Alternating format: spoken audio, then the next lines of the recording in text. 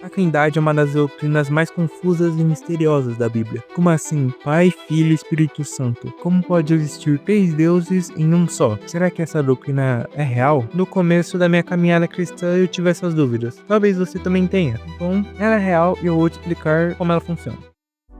A Trindade nada mais nada menos é a doutrina que diz que 3 pessoas divinas são um único Deus. Ela ensina que Jesus é Deus, que o Pai é Deus e que o Espírito Santo é Deus. Não 3 deuses, mas um só Deus, único e eterno. E perfeito. No século II do calendário cristão, pais da igreja como Tertuliano, Justino Mártir e Irineu começaram a explicar a relação entre Pai, Filho e Espírito Santo a partir da Escritura. Tertuliano no ano 200 foi o primeiro a usar a palavra Trindade. E no século I os cristãos já oravam dessa forma: ao Pai em nome do Filho pelo poder do Espírito Santo. Mesmo sem uma doutrina formal, eles viviam a realidade trinitária. E por fim, no século IV, no ano 381, no Concílio de Constantinopla, surge a definição completa e definitiva da doutrina da Trindade. Não porque a igreja inventou algo, mas porque ela organizou aquilo que a Bíblia já dizia desde o começo. Ou seja, a Trindade não foi criada pela igreja. Ela não foi uma doutrina que surgiu do nada, que colocaram para enganar o povo, que não sei o que. Não, a doutrina da Trindade foi reconhecida pela igreja. E além disso, a Bíblia já revela o Pai, o Filho e o Espírito Santo. A igreja e os concílios só colocaram em palavras aquilo que Deus já havia mostrado, aquilo que a Bíblia já apontava. E sim, o próprio Antigo Testamento revela a Trindade. Eu vou te mostrar. Logo em Gênesis 1, a palavra usada para Deus é Elohim, que no original está escrito no plural. Isso já acende um alerta. O Deus único não está sozinho em sua existência. E para deixar ainda mais claro, em Gênesis 1, Deus diz: façamos o homem à nossa imagem. Façamos. Esse façamos não é Deus conversando com anjos. Anjo nenhum cria e a humanidade não foi feita em imagem de nenhum anjo. Esse façamos é uma janela mostrando que dentro do único Deus existe comunhão, existe relação, existe pluralidade de pessoas compartilhando a mesma essência. Ou seja, entendemos que Deus não estava sozinho e também não estava com anjos. Deus só poderia estar com ele mesmo, ou seja, o Filho e o Espírito, que a doutrina da Trindade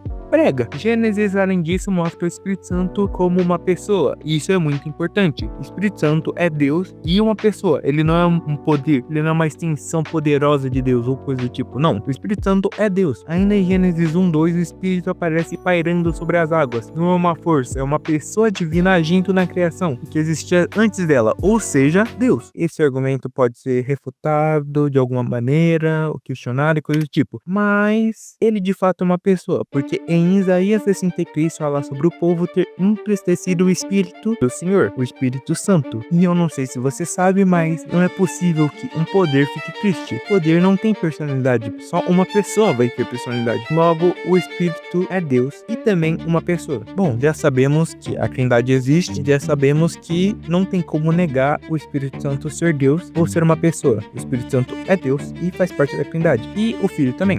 No Antigo Testamento todo, Jesus aparece como um anjo do Senhor, recebendo adoração, falando como Deus, perdoando pecados e sendo identificado como o próprio Senhor. Não era Deus, era o anjo. Logo entendemos que é Jesus e que é Deus no Antigo Testamento se manifestando. E Jesus é Deus. Isaías 9:6 chama o Messias de Deus forte, ou seja, o menino que nasceria seria Deus. E desde o princípio Deus disse que ele mesmo viria nos salvar. Em Isaías 35:4 está escrito: o próprio Deus virá e vos salvará. Isaías 40:3 preparai o caminho do Senhor. E essa passagem é referente ao Messias. Em Isaías 52:6 está escrito: eu mesmo estarei entre eles. Ou seja, desde o princípio Deus fala que ele virá nos salvar. Ele é o Messias, ele é aquele que vai pagar pelos nossos pecados. Não tem como negar isso. Deus disse que viria e ele veio. Jesus é o Deus homem, não adianta chorar dizendo que não é. Jesus é Deus. E além disso, em Isaías 63, do versículo 7 ao 10, mostra claramente a Trindade funcionando. Pai, o anjo que é o Filho, Jesus, e o Espírito Santo sendo entristecido. Logo, a Bíblia toda aponta a existência da Trindade. Negar que o Espírito Santo existe ou que ele é Deus é negar quem conduziu o Filho por todo esse ministério, negar aquele que convence do pecado, que cura, que transforma, que traz vida à criação e que habita em nós. Negar o Espírito Santo é negar que Deus vive em nós, ou seja, estamos completamente desamparados. E negar o Filho ou negar que ele é Deus é negar toda a sua obra e toda a Bíblia. Porque se Jesus não é Deus, podemos cuspir na cruz e rasgar nossas Bíblias. Jesus não passou de um mentiroso e sua morte foi mais inútil que mostrar uma placa de pare para um cego dirigindo.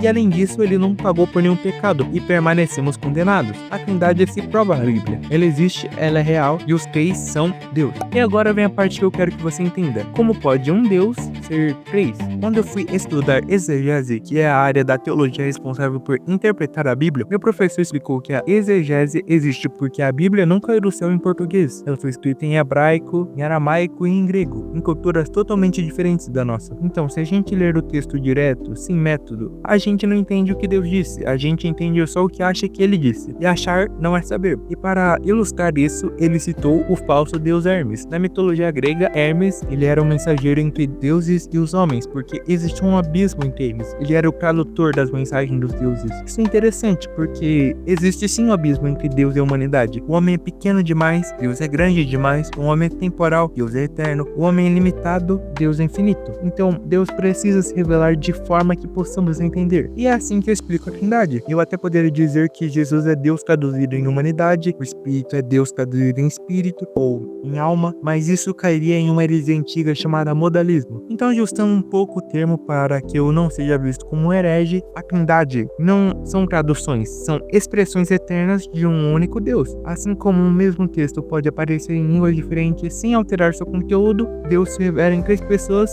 sem deixar de ser o mesmo Deus. Ou seja, Jesus é a expressão humana de Deus, Espírito é a expressão espiritual ou da alma de Deus.